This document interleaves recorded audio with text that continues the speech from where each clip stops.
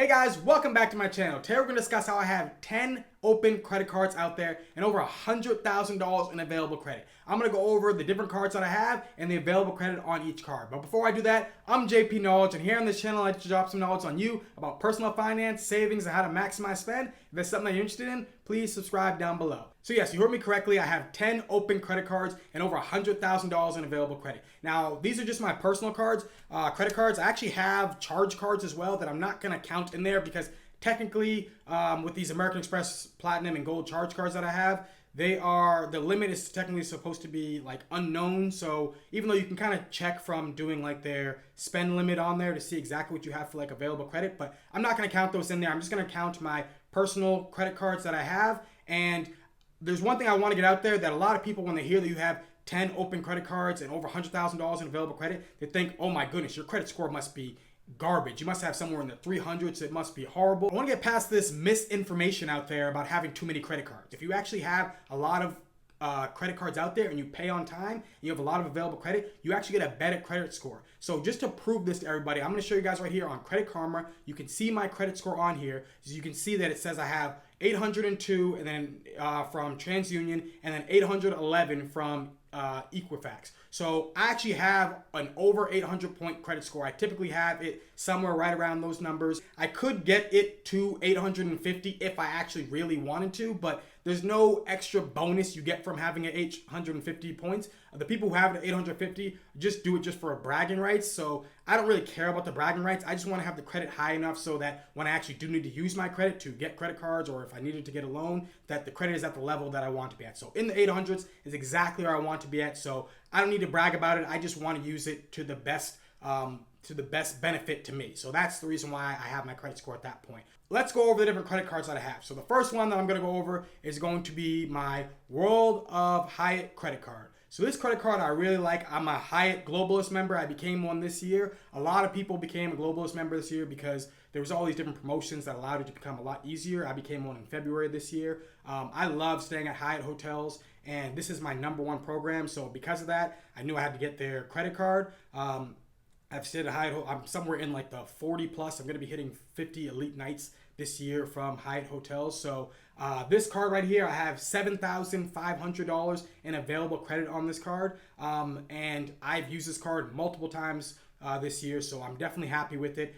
Check out, if you are interested in getting it, I do actually have a video that's saying about how there's still an opportunity to get the elite status from Hyatt if you end up getting the credit card before September 30th. But I have a video for that. Check it out on my channel. The next card I have here is going to be the Chase Freedom Flex. Now on the Freedom Flex, I have $12,000 in available credit on this card. This card originally for me, actually from years back, was the Freedom Unlimited because I didn't want to do the 5% categories. I wasn't into trying to, hit the $1,500 each quarter because I always thought they were trying to make you spend money in spots that you didn't want to. But then I ended up figuring out ways to actually, hit that 5x in the different categories and max out on the points. And then as they revamped the card, I ended up changing it over to being the Freedom Flex. So I'm very happy with that one. The next card I have here is going to be the United Explorer card. Now this card, I only have $3,600 in available credit. Originally when I got this card, I think they gave me somewhere closer to right around $10,000 in available credit, but I actually asked them to decrease it. And the reason for this is because if you actually have too much available credit with one issuer, they might actually end up asking to do something like a financial review, which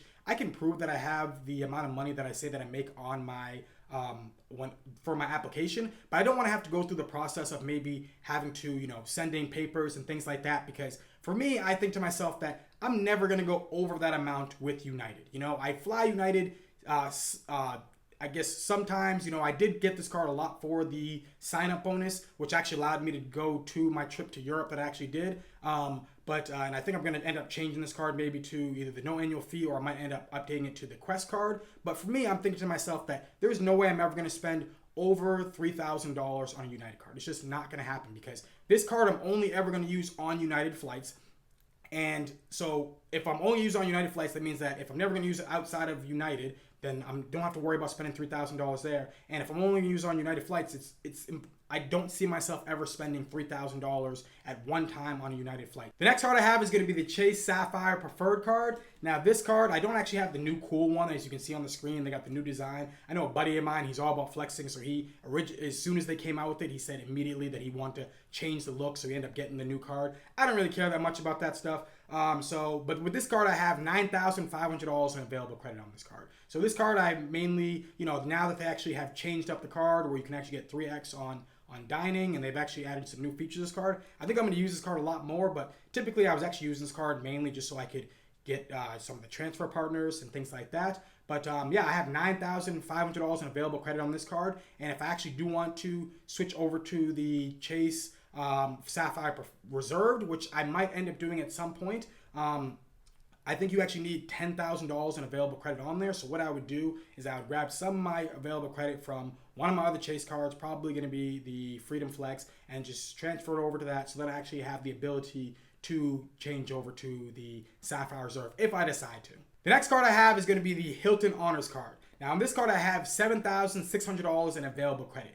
For me, the Hilton Honors card, the reason why I got this is because I wanted a second program for hotels. So Hyatt, while it is an amazing program to be with, there's not going to be hotels everywhere available. So because of that, I decided that I wanted to get another hotel card that actually has a bigger footprint so that if I can't use Hyatt, I'll have another program that I can fall back on. For that, I actually have the Hilton Honors card, which has no annual fee. I think at some point I am going to cycle through all the different Hilton cards. I'm going to end up getting the Surpass, and the Aspire card. But having the Hilton Honors card and actually having the American Express Platinum card, you actually end up getting the gold status for it. So because of that, I feel like this card is actually going to benefit me almost just as much as I would if I actually had the Surpass card, but I just don't have to spend the $95 annual fee on the card. So I'm very actually happy with that card. I think that card is actually going to give me good use. I'm actually going to be staying at a wedding later on this year where I'm actually going to be staying at a Hilton because there wasn't Hyatt around. So just right there, I'm actually, going to be getting benefits from the card. Plus the card had a good sign-up bonus for a no annual fee card. So I think this card's actually going to give me a lot of value because of that.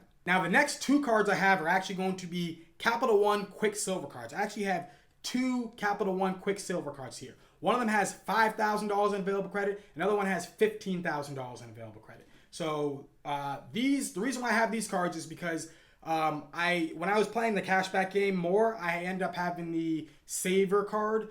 So with the Saver card, you get in the 4x on the the entertainment and for the dining. And because of that, I actually was using those cards. But I end up product changing to the Saver card from that. And I think the other one was a product change from the Venture card that I actually ended up having. So I product changed from them to this Quicksilver cards. They're no annual fee cards. I haven't really used the cards since I've gotten them. I've only used them just to keep the available credit out there. And because I think the Saver card I've actually had for a few years, so I didn't want to really get rid of the history on that. But yeah, I don't even really use these cards. As you can see, these cards actually still have the stickers on them, both of them.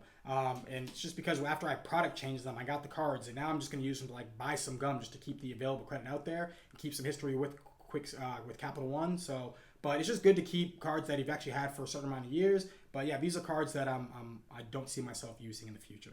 The next card I have here is going to be the JetBlue Plus card. Now this card I actually have $13,000 in available credit on this card. Now I'm actually a pretty big fan of this card because this is one of the few airline credit cards that actually gives you more points from using their card on their program than other cards can. Now what I mean by this is that if you look at something like my United Explorer card that I have, you only get 2x points when flying on United when using that card. Whereas the Sapphire Preferred card that I also have, I can get 2x points in Chase Ultimate Rewards points that I could transfer over to United. And if I have something like the Sapphire Reserve, I can get even more points. So yes, that card can be beneficial for things like check bags and other things. But with the JetBlue Plus card, you get 6x points for JetBlue flights. So no other card is actually going to be able to reach that number when flying on JetBlue. And I actually fly JetBlue quite a bit because I'm originally from Boston. And so when I live in Los Angeles now, when I fly back, I use JetBlue almost always. So this card has definitely been very beneficial for me. I was fortunate to get the 100K sign-up bonus when the card came out. Right now, I see it's at 40,000.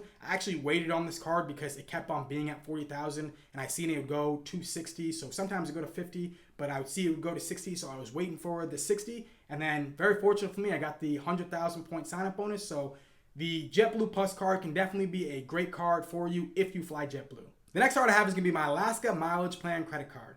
Now, this card, I have $17,000 in available credit given to me from Bank of America. I got this card because I was actually going to Alaska. My brother actually lives out in Alaska, so I was using the card for Alaska flights. But since I'm on the West Coast, there's actually times where I can use Alaska Airlines if I'm flying up north to either San Fran, Seattle, or if I'm flying over to Vegas. But there's a lot of great benefits from actually having the Alaska Airlines credit card, that you can actually get the companion pass. So this is something that you get every single year, where you can get $100. It's a little over $100 to pretty much have a companion fly with you. So if you're going someplace like Hawaii, that actually can cost more than that. You can get really good value from that.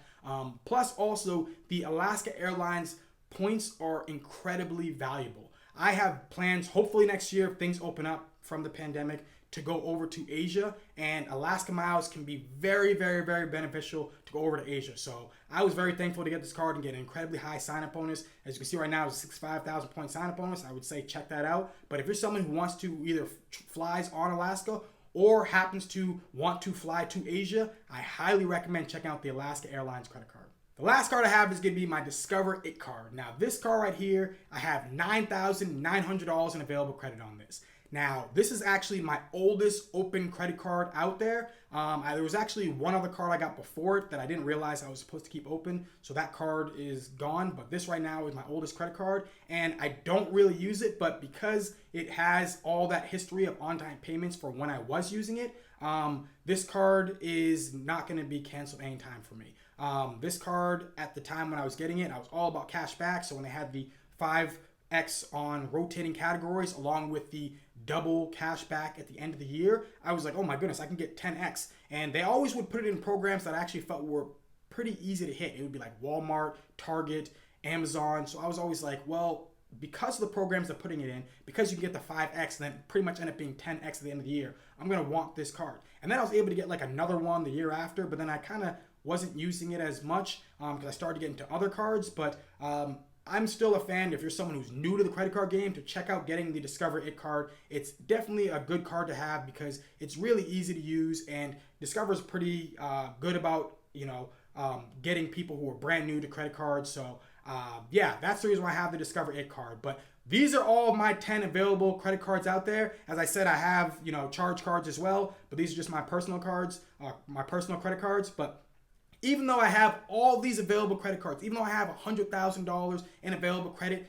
that doesn't really mean that much to me because I pay my bills on time every single month. If you look at the amount of utilization I have right now, it's probably pretty close to zero, okay? There might be some cards that I've been using that it actually hasn't paid off exactly yet, so I need to pay off for the next month, but my utilization every single month at the end of the month end up being zero because I pay off every single one of my cards. So this is exactly how you should be. You shouldn't be thinking, oh my goodness, I have $100,000 available credit. I'm gonna go get myself a Rolex. I'm gonna go, I'm gonna be balling. I'm gonna get myself all these flashy stuff. No, use the cards. You have the available credit for the cards so that when you actually need to use those cards, you use that available credit, but then you pay it right off, so then you can end up still keeping your good credit. But I will never hold a balance on any one of these cards. I highly recommend that you do not hold a balance on any one of your credit cards. But understand that if you get a lot of credit cards, you can actually get a lot of benefits from it, and you can actually end up building your credit score from doing it. So yeah, so this is all my available credit and all my credit cards that I currently have open.